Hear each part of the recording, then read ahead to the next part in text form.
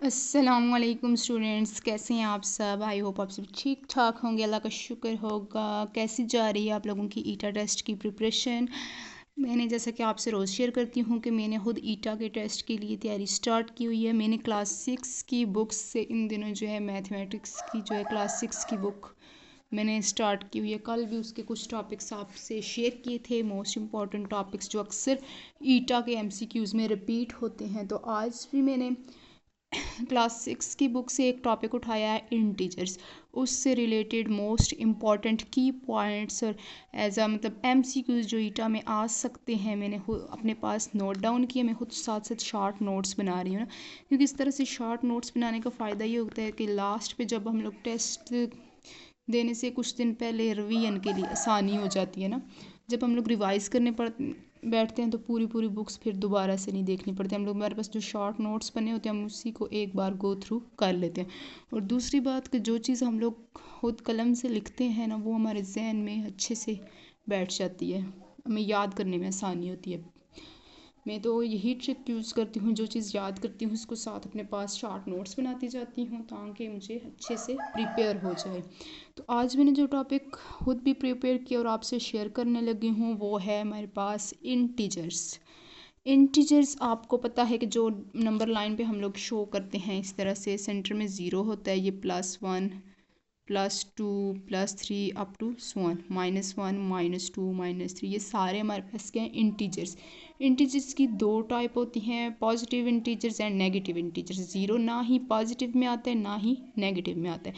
यह एमसीक्यूज आ सकता है कि ज़ीरो कौन मतलब कैसा इंटीजर है, पॉजिटिव है या नेगेटिव। ये ना ही पॉजिटिव और ना ही नेगेटिव है, ठीक है। अब नेक्स्ट देखें जो की पॉइंट्स मैंने नोट किए हैं। Zero is called the additive identity. ये इटम इस तरह आ सकते हैं कि dash is called the additive identity. नीचे आपको ऑप्शन गिवन है, option A 1, option B -1, option C 0, कुछ भी।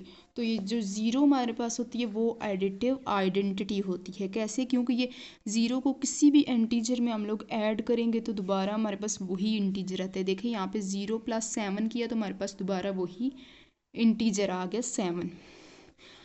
नेक्स्ट जो पॉइंट है मेरे पास, if the sum of two integers is zero. कहते हैं दो इंटीजर्स को अगर प्लस करूँ तो आंसर ज़ीरो आए तो the both integers are called additive inverse of each. अगर दो इंटीजर्स हैं मेरे पास कोई भी, जैसे +2 और -2, उनको अगर मैं ऐड करूँ आंसर ज़ीरो आ जाए तो हम इन दोनों को +2 और -2 एक दूसरे के क्या है हमारे पास एडिटिव इनवर्स। जैसे यहाँ पे 3 और -3 को हम लोगों ने किया तो आंसर ज़ीरो आ गया। इट्स मीन +3 और -3 आपस में क्या है, एडिटिव इनवर्स। इसी तरह से +5 और -5 भी आपस में एडिटिव इनवर्स है। +6 -6 +1 -1 ये आपस में क्या है, एडिटिव इनवर्स। मतलब इनको प्लस करने से हमारे पास आंसर ज़ीरो आ रहा है। नेक्स्ट है 1 is known as the multiplicative identity of integers. ये दोनों आइडेंटिटी आप लोगों ने अच्छे से याद करनी है। ज़ीरो कौन सी है, एडिटिव आइडेंटिटी, और 1 कौन सी है हमारे पास, मल्टीप्लिकेटिव आइडेंटिटी। मल्टीप्लिकेटिव आइडेंटिटी वो होती है जब किसी इंटीजर से उसको मल्टीप्लाई करो तो हमारे पास दोबारा वही इंटीजर है। जैसे 1 2 1 ज़ 2 3 1 ज़ 3 4 1 ज़ 4, मतलब किसी भी इंटीजर को जब 1 से मल्टीप्लाई करें दोबारा वही इंटीजर आता है। नेक्स्ट है, if the product of two integer is 1 the both integers are called multiplicative inverse of each other. जैसे 4 को मैं मल्टीप्लाई करूँ, मल्टीप्लाई 1/4 तो हमारे पास 4 4 से कैंसिल, आंसर 1 आ जाएगा। दो ऐसे इंटीजर जब उनको मल्टीप्लाई किया जाए आंसर 1 आए तो वो आपस में मल्टीप्लिकेटिव इनवर्स होते हैं। 4 और 1/4 आपस में क्या है, मल्टीप्लिकेटिव इनवर्स। 2 और 1/2 आपस में क्या है, मल्टीप्लिकेटिव इनवर्स। देखें 2 × 1/2, 2 2 से कैंसिल, आंसर आ गया 1। उसके बाद कहते हैं कि ज़ीरो के अलावा बाकी every integer has its multiplicative inverse. कहते हैं ज़ीरो का मल्टीप्लिकेटिव इनवर्स कोई भी नहीं है, उसके अलावा बाकी जितने भी इंटीजर्स हैं उन सब का मल्टीप्लिकेटिव इनवर्स एग्जिस्ट करता है। If zero is divided by any integer the result is zero. कहते हैं ज़ीरो को किसी इंटीजर से डिवाइड करें तो आंसर क्या आएगा, ज़ीरो, हमेशा ज़ीरो आएगा।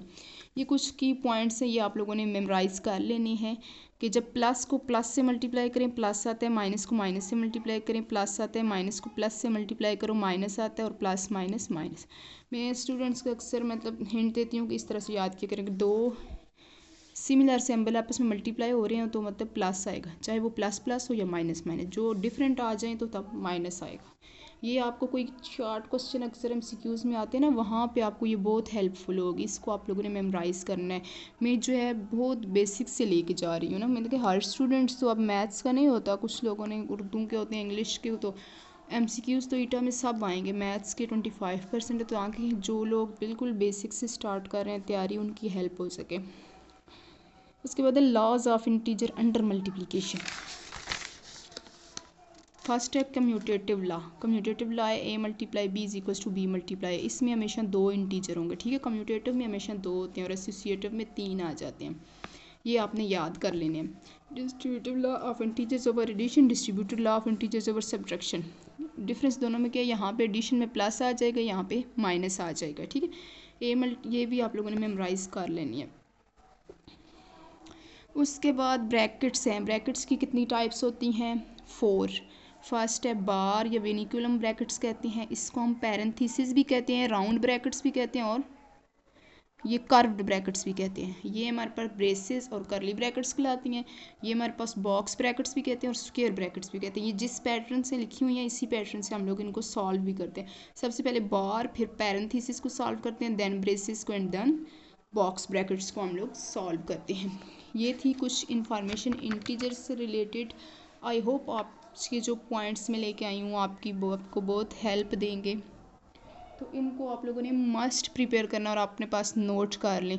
आपको मैं यही मशवरा देती हूँ कि आप लोग जो KPK की बुक्स हैं उनको उठाएं, उनसे जो इम्पोर्टेंट पॉइंट है उनको अपने पास नोट करते जाएं, या तो अपने पास हाईलाइटर रखें, उन बुक्स को अपने पास बुक्स से उन पॉइंट्स को अपने पास हाईलाइट कर लें, ठीक है।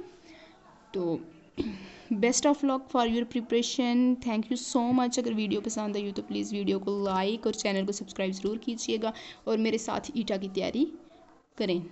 Thank you so much.